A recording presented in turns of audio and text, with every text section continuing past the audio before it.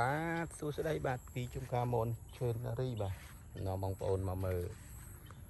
ផ្លែមនបាទក្រហមផ្អឺហើយគិតទុំហើយបងប្អូនបាទក្រហមមែនតើហើយបាទបងប្អូនឃើញក្រហមទេបាទពណ៌ឡើងក្រហមហើយបងប្អូនបាទ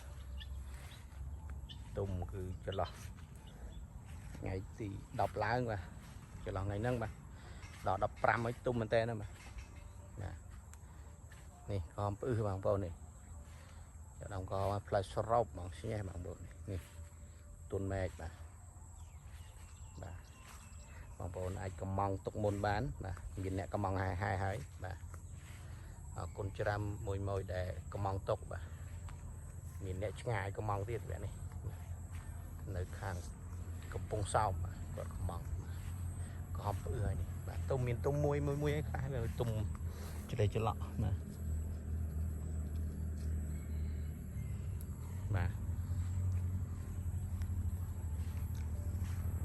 ស្រោបបាទ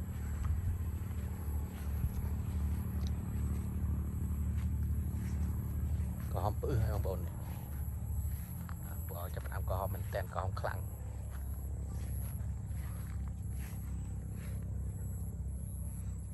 បាទនេះពណ៌ទុំកំងយ៉ាងទុំហើយនេះមួយ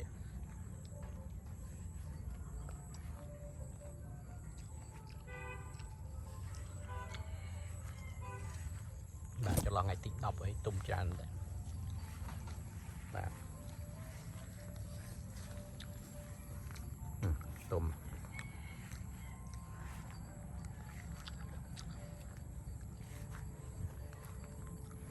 បាទផ្លែច្រើននឹងបងប្អូនមើលស្ញេះបងចង់ថាលឹកនឹងផ្លែប៉ិនគ្នាហ្មងសរុបបាទដោយសារតែផ្លែច្រើនពេកគឺវាអត់សូវធំបាទផ្លែច្រើនអត់សូវធំបាទយើងខ្ញុំក៏មានពូជសម្រាប់លក់ដែរបងប្អូនចាប់អារម្មណ៍ទេអាចតាក់ទងទិញបានបាទទីតាំងស្ថិតនៅភូមិសំរិទ្ធឃុំសម្បូរស្រុកប្រាសាទសម្បូរខេត្តកំពង់ធំបាទវគ្គនេះឲ្យផ្លែប្រហែលជាខ្ទង់130ដើមបាទ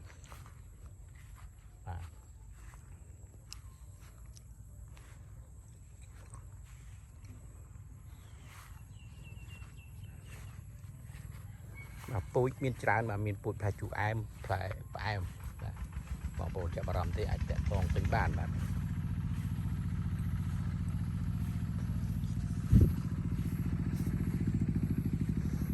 អរគុណច្រើនបាទឬក៏បងប្អូនមានចម្ងល់តាក់ទងទៅនឹងការដាំមនអាចតាក់ទងសួរបានបាទអរគុណច្រើន